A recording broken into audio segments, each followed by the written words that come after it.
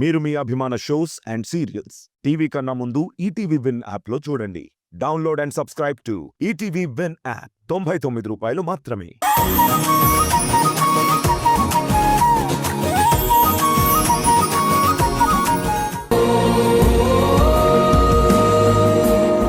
దేవకి, ఏంటి దేవకి ఆలోచిస్తున్నావు? రాధ గురించి ఆలోచిస్తున్నానండి. ఎలా ఉండే రాధ ఎలా అయ్యింది?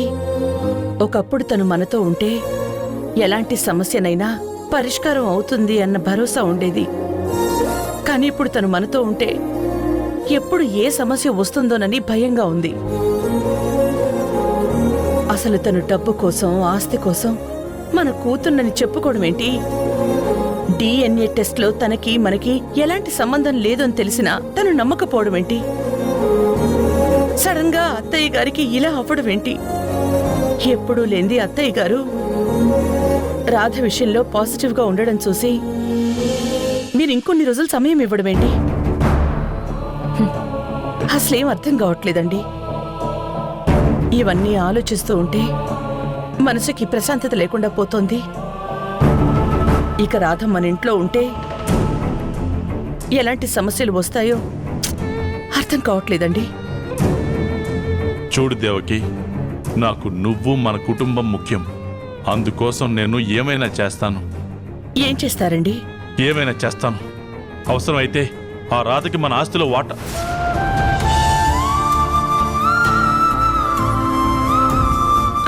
చెప్పండి, ఆస్తిలో వాటా ఇస్తారా లేకపోతే డబ్బులిచ్చి పంపిస్తారా?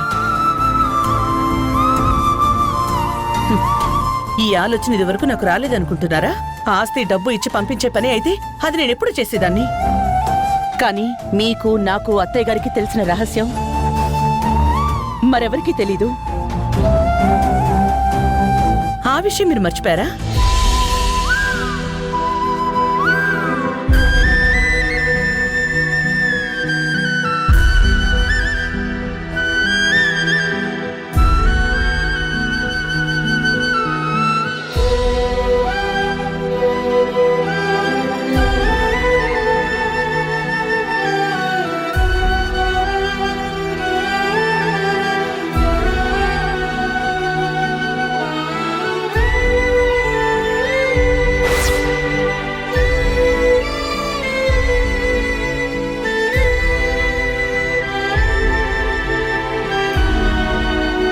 ఆస్తి కోసమే రాధ ఇదంతా చేస్తోంది అంటే రేపు తనే ఈ ఇంటి వారసురాలని ఏ విధంగా ప్రూవ్ చేసుకున్నా కూడా ఆస్తిలో చిల్లి గవ్వ కూడా తనకి చెందదు.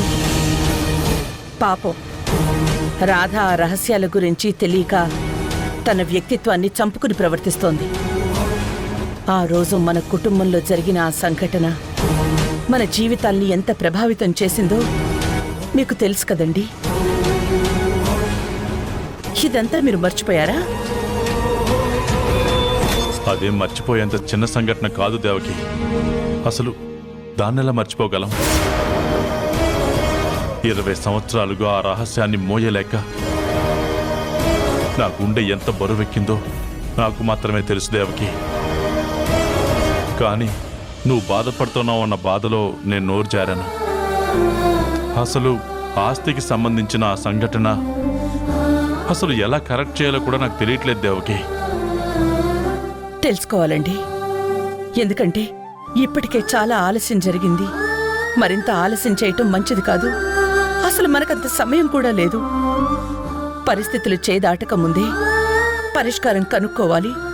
లేదంటే అందరం జీవితాంతం బాధపడాల్సి వస్తుంది.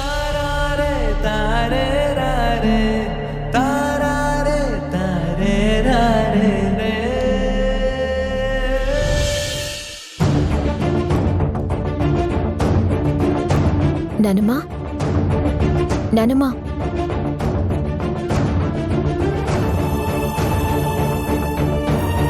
మందులు వేసుకునే టైం అయింది కదా నానమ్మా, అందుకే నిద్రలేపాను. సారీ.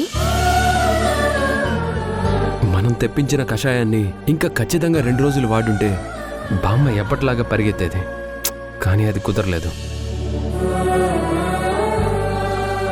బామ్మగారు, పైగా మీ మనవరాలి మీద నింద పడింది.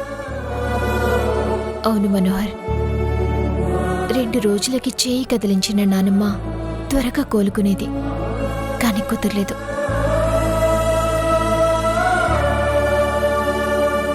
నేను త్వరగా కోలుకోవాలన్న నీ తాపత్రయం చూస్తుంటే నాకు చాలా ఆనందంగా ఉంది.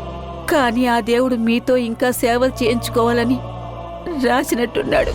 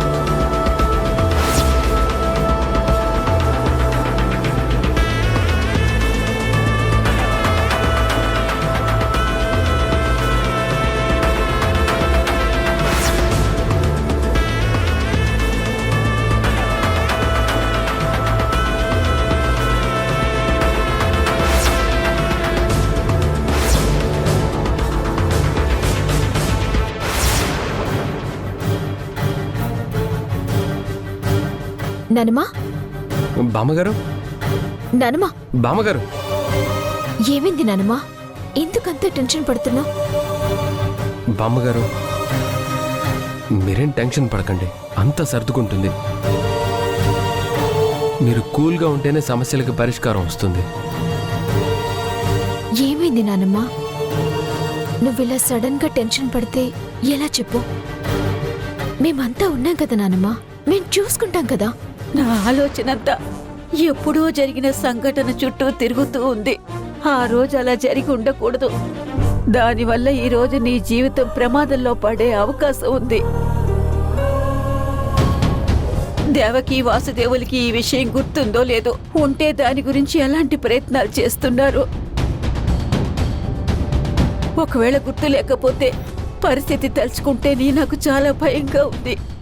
బామ్మగారు ఏదో విషయం గురించి బాగా ఆలోచిస్తూ టెన్షన్ పడుతున్నారు రాధా. ఆ సత్య గురించి అయి ఉంటుందా, లేదంటే ఇంకేమైనా విషయం ఉందా? ఉంటే మనం అది తెలుసుకోవటం ఎలా మనోహర్? కానీ నాన్నమ్మ ఏదైనా విషయంలో ఇంత కంగారుగా ఉంది అంటే మనం వెంటనే దాన్ని తెలుసుకునే ప్రయత్నం చేయాలి. పద.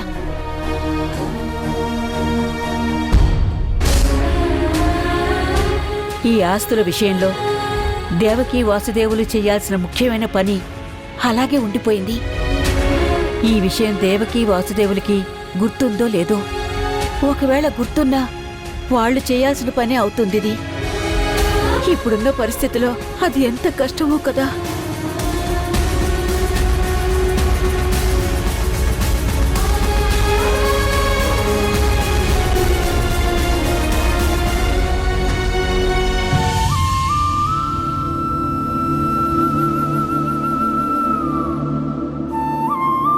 అత్తయ్య గారు, ఆస్తుల విషయంలో మనం కఠినమైన నిర్ణయాలు తీసుకునే సమయం వచ్చింది. ఈ విషయంలో మీరు మాతో తోడుగా ఉంటే మాకు కొండంత బలం ఉండేది. కానీ మీ పరిస్థితి ఏమో ఎక్కడికి కదలకుండా అయిపోయింది.